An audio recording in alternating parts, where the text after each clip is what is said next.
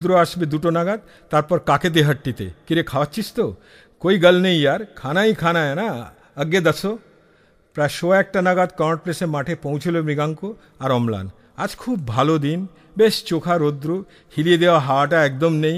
মাঠে বসতেই মৃগাঙ্ক চোখ পড়ল ওডিয়ান সিনেমার ওপর। হলের বাইরে বিরাট পোস্টার, বম্বাই কা বাবু, দেবানন্দ আর সুচিত্রা সেন। ছবিটা নাকি ভালো হয়েছে।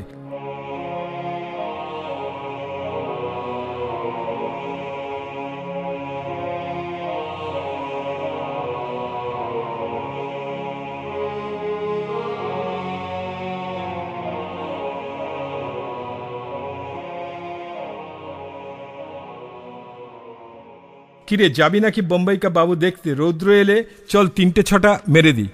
না আজ হবে না, আজ 5টার সময় গোল মার্কেটে শিলাকে আসতে বলা আছে।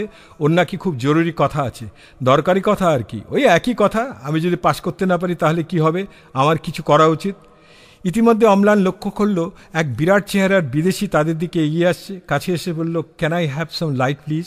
অর্থাৎ তার দেশলাই চাই। মৃগাঙ্ক তার পকেট থেকে দেশলাই বার করার আগে ওই বিরাট চেহারার বিদেশি হাঁটু গেড়ে অম্লানের সামনে বসে পড়ল। মানুষটির চেহারা বিশাল হলেও তার হাসিটি ভারী নির্মল, ভারী সহজ, ভারী মিষ্টি। I am not a hippie, I am from USA, America, from tent bridge, Houston. What you guys do? I do nothing, but he is in railways. Railways? That's great. I love railways. I always travel by railways. But my dear, your friend will soon quit railways. He will do something else. I know. I know a bit of face reading. Thanks for the lights. সাহেব উঠে যেতেই মৃগাঙ্ক বলল, কি বলল রে? আমি তো এক বর্ণও বুঝতে পারলাম না। ও বলল, তুই নাকি রেলের চাকরি ছেড়ে দিচ্ছিস, অন্য কিছু করবি। কথাটা শুনে মৃগাঙ্ক মুচকি হাসল। শোন, লোকটা ঠিক বলেছে রে, আমি রেলের চাকরি ছেড়ে দেবো ঠিক করেছি। আমি একটা অন্য প্ল্যান ঠিক করেছি। অম্লান অবাক হয়ে গেল। রেলের চাকরি ছেড়ে দেবে মৃগাঙ্ক? সে একটা চাকরির জন্য প্রায় সব খোয়াতে বসেছে, আর মৃগাঙ্ক এই পাকাপোক্ত রেলের চাকরি ছেড়ে দেবে? মৃগাঙ্ক সিগারেটে লম্বা টান দিয়ে বলল, শোন, আমি এই চাকরিটা ছেড়ে আমি আমার কাকার কাছে চলে যাচ্ছি। বর্ধমানের কাছে বইচি বলে একটা জায়গা আছে, সেখানে আমার কাকা একটা বাগান কিনেছে। 1000-2 গাছ আছে, পুকুর আছে, পুকুরে মাছের চাষ হয়। কাকা আমাকে পার্টনার করবে বলেছে। ইয়ার তুই সত্যি চলে যাবি? ইয়ার হাম লোগোं का क्या होगा? ছোড় ইয়ার, কোথায় যাবি? ব্যস্ত আছি সেখানে। অম্লানের মুড একটু অফ হয়ে গেল। মৃগাঙ্ক চলে গেলে বেশ প্রবলেম হবে। সিগারেট ছুঁড়ে ফেললো অম্লান। বাঁদিকে তাকাতেই রৌদ্রকে দেখতে পেল। রৌদ্র হনহন করে তাদের দিকে এগিয়ে আসছে। সরি ইয়ার, আমার একটু দেরি হয়ে গেল। চল পহলে খানা খাতে হ্যাঁ ইয়ার, বহুত ভুক লাগি হ্যাঁ। শোন রৌদ্র, মৃগাঙ্ক দিল্লি ছেড়ে চলে যাচ্ছে, বেঙ্গলে চাকরি ছেড়ে দিচ্ছে। কাকার সঙ্গে বাগান আর মাছ চাষের বিজনেস করবে। না রে, আমি কোথাও যাচ্ছি না, আমি মজাক করছিলাম। আইডিয়াটা খারাপ না, আমি এই অফারটা পেলে এক চান্সে নিয়ে নিতাম। দে একটা সিগারেট দে। আর শোন মৃগাঙ্ক, পরশু মিটিং, প্রকাশের থেকে তোকে সেটের ডিজাইনটা বুঝে নিতে হবে। 28-এ শো, বুঝলি?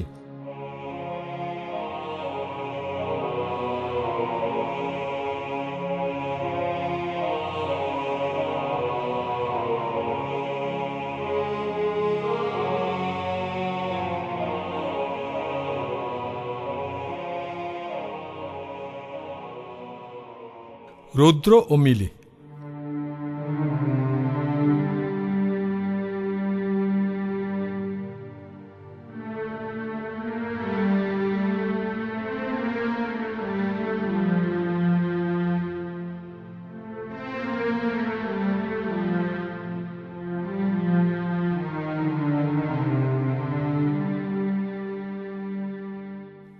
দাদা আসবো? রৌদ্র দেখল সুবি পর্দার আড়ালে দাঁড়িয়ে আছে। রৌদ্র লক্ষ্য করেছে যখন সে নিজের ঘরে বসে লেখালেখি করে বা ছবি আঁকে, সুবি বা টুবি ওর ঘরে সাধারণত ঢোকে না। আয় ভেতরে আয়, কিছু বলবি? দাদা, তোকে একটা জিনিস দেবার আছে। এই বইটার মধ্যে তোর একটা চিঠি আছে, মিলির চিঠি। অনুরাধার হাত দিয়ে আমাকে পাঠিয়েছে।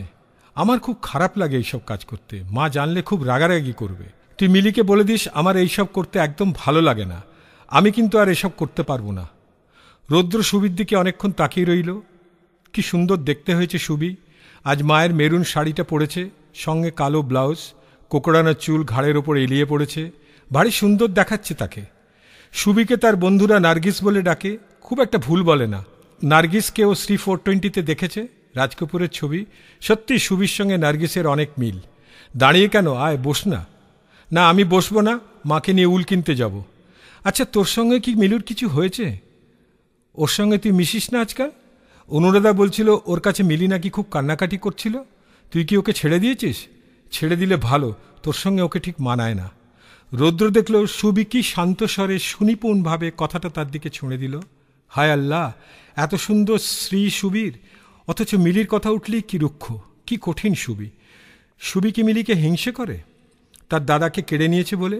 নাকি সুবির মনটাই খুব কঠিন, খুব পোক্ত, নির্মম, খুব সোজাসাপটা? সুবি ঘর থেকে বেরিয়ে যেতেই রৌদ্র চিঠিটা পড়ে ফেলল।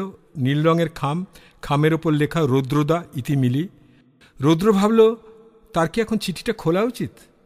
এখন সে ব্যস্ত একটা নাটকের স্ক্রিপ্ট নিয়ে। দিন তিনিকের মধ্যে তাকে একটা নাটকের স্ক্রিপ্ট লিখে দিতে হবে নবরাক নাটকের দলকে। আচ্ছা কি লিখতে পারে মিলি? নিশ্চয়ই খুব সেন্টিমেন্টাল কিছু একটা লিখেছে। রৌদ্র কেন তার সঙ্গে দেখা করছে